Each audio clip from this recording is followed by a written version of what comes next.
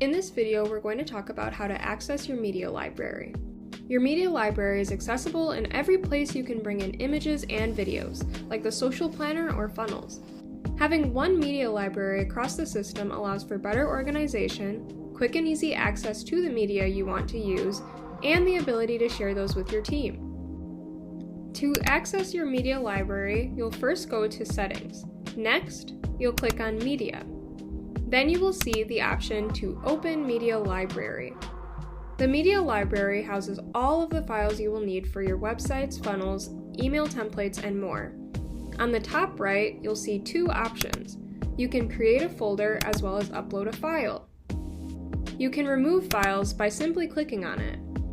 On the top right, you can select Delete. You can also choose to copy the file to your clipboard.